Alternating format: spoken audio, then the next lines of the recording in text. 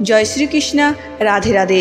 নমস্কার প্রিয় দর্শক বন্ধুরা, সনাতন ধর্মাবলম্বীদের কাছে অত্যন্ত পরম পবিত্র এবং আনন্দময় একটি উৎসব হলো ভগবান শ্রীকৃষ্ণের পবিত্র শুভ জন্মতিথি বা শ্রীকৃষ্ণ জন্মাষ্টমী।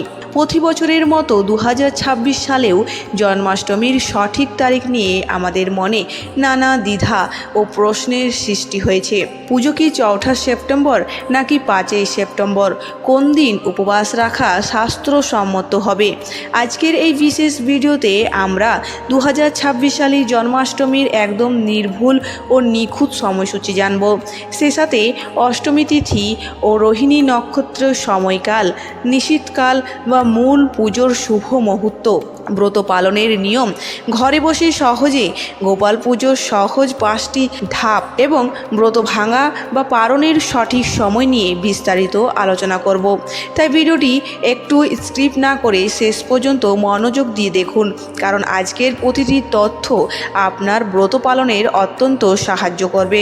সনাতন শাস্ত্র ও হিন্দু পঞ্জিকা অনুযায়ী দাপর যুগে ভাদ্রপদ মাসে কৃষ্ণপক্ষে এই পুণ্যময় অষ্টমী তিথিতেই মধ্যরাতে রোহিণী নক্ষত্রের যোগে পরমেশ্বর ভগবান শ্রীকৃষ্ণ মথুরায় কারাগারে আবির্ভূত হয়েছিলেন। 2026 সালে এই তিথি ও নক্ষত্রের কারণে দুটি ভিন্ন মত তৈরি হয়েছে। গৃহস্থ পরিবারে যারা সাধারণ নিয়ম মেনে বাড়িতে পূজা অর্চনা করেন তারা এই 4 সেপ্টেম্বর জন্মাষ্টমী ব্রত পালন করবেন, কারণ এই দিন মধ্যরাত্রেই মূল অষ্টমী তিথি থাকছে। এমনকি মথুরা ও বৃন্দাবনে প্রধান মন্দিরগুলোতেও 4 সেপ্টেম্বর মধ্যরাত্রে কৃষ্ণের মূল জন্মাষ্টমী উদযাপিত হবে। বিশ্বজুড়ে ইস্কন এবং বেশিরভাগ বৈষ্ণব মন্দিরগুলো 5 সেপ্টেম্বর জন্মাষ্টমী ব্রত উপবাস পালন করবে। বৈষ্ণব নিয়ম অনুযায়ী উদয় তিথি অর্থাৎ সূর্য উদয়ের সময় যে তিথি ও নক্ষত্রের প্রভাব থাকে তারা সেই দিনটিকেই প্রধান হিসেবে গ্রহণ করেন। চলুন এবার পঞ্জিকা ও শাস্ত্রমতে 2026 সালের জন্মাষ্টমীর একদম নির্ভুত সময়সূচিটি জেনে নেওয়া যাক। অষ্টমী তিথি শুরু হবে 3 সেপ্টেম্বর 2026 বৃহস্পতিবার রাত 1:45 অষ্টমী তিথি সমাপ্ত হবে 4 সেপ্টেম্বর 2026 শুক্রবার রাত 12:01। রোহিণী নক্ষত্র শুরু হবে 4 সেপ্টেম্বর 2026 শুক্রবার রাত 11:57। রোহিণী নক্ষত্র সমাপ্ত হবে 5 সেপ্টেম্বর 2026 শনিবার রাত 12:01। নিশীথকাল বা মূল পুজোর মুহূর্ত থাকবে 4 সেপ্টেম্বর রাত 11:09 থেকে রাত 11:55 পর্যন্ত থাকবে। মধ্যরাত্রে কৃষ্ণের প্রধান জন্ম মুহূর্ত হল 4 সেপ্টেম্বর রাত 11:32। দই হান্ডি বা নন্দ উৎসব পালিত হবে 5 সেপ্টেম্বর 2026 শনিবার। আনন্দ উল্লাসের সাথে দেশ জুড়ে নন্দ উৎসব পালিত হবে। শাস্ত্রে বলা হয়েছে জন্মাষ্টমীর দিন উপবাস রাখার মহিমা অপরিসীম, তবে এই ব্রত পালনের কিছু জরুরি নিয়ম অবশ্যই মনে রাখতে হবে। নাম্বার 1, জন্মাষ্টমীর দিন ব্রহ্ম মুহূর্তে শৌচ ত্যাগ করে স্নান সেরে শুদ্ধ বস্ত্রে ভগবান শ্রীকৃষ্ণের মূর্তির সামনে হাত জোড় করে সারাদিন উপবাস রাখার সংকল্প গ্রহণ করুন। যারা সম্পূর্ণ জলহীন বা নির্জলা উপবাস করতে অক্ষম তারা ফলমূল, মিষ্টি বা অনুকল্প জল গ্রহণ করতে পারেন। নাম্বার 2, এই পরম পবিত্র দিনে ভুলেও অন্ন, পঞ্চরবি শস্য, পেঁয়াজ, রসুন বা যে কোনো ধরনের আমিষ খাবারের স্পর্শ করবেন না। নিজের পাশাপাশি বাড়ির বাকি সদস্যদের এই নিয়ম মেনে চলতে উৎসাহিত করুন।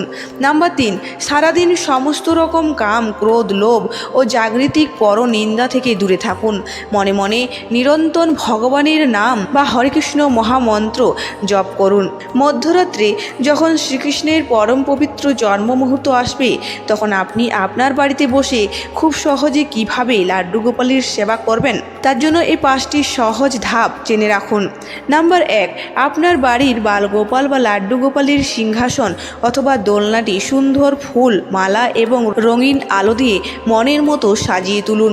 নাম্বার 2, রাত 11:32 শুভ জন্ম মুহূর্তে বা নিশীথকালে গোপালকে দুধ, দই, ঘি, মধু এবং গঙ্গা জল অর্থাৎ এই 5টি পবিত্র উপাদান দিয়ে তৈরি পঞ্চামৃত দিয়ে ভক্তিভরে স্নান বা অভিষেক করান। নাম্বার 3, অভিষেকের পর অঙ্গ মুছিয়ে দিয়ে গোপালকে সুন্দর নতুন বস্ত্র পরিয়ে দিন। কপালে চন্দনের তিলক, মাথায় মুটুক, হাতে বাঁশি এবং সুন্দর অলঙ্কারে সাজিয়ে পরম আদরে দোলনায় বসান।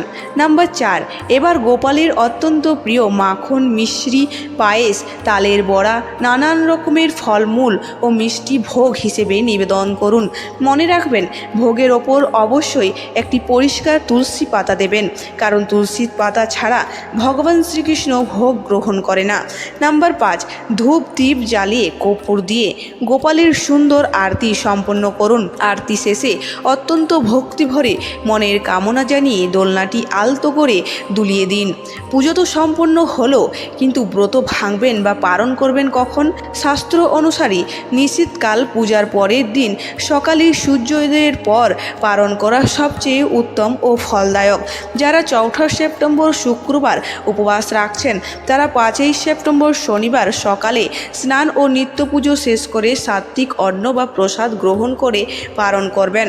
আর যারা ইস্কনের নিয়ম মেনে 5 সেপ্টেম্বর শনিবার উপবাস রাখছেন, তারা তার পরের দিন অর্থাৎ 6 সেপ্টেম্বর রবিবার সকালে সূর্য উদয়ের পর একইভাবে স্নান পুজো সেরে পালন সম্পন্ন করবেন।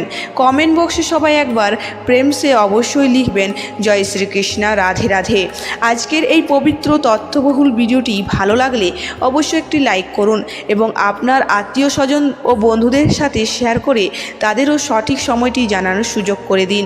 এ ধরনের আরও আধ্যাত্মিক ভিডিও পেতে আমাদের চ্যানেলটিকে সাবস্ক্রাইব করে পাশে থাকা বেল আইকনটি প্রেস করে রাখুন। দেখা হচ্ছে পরবর্তী কোনো ভিডিওতে। ততক্ষণে ভালো থাকুন, সুস্থ থাকুন। জয় শ্রীকৃষ্ণ, রাধে রাধে।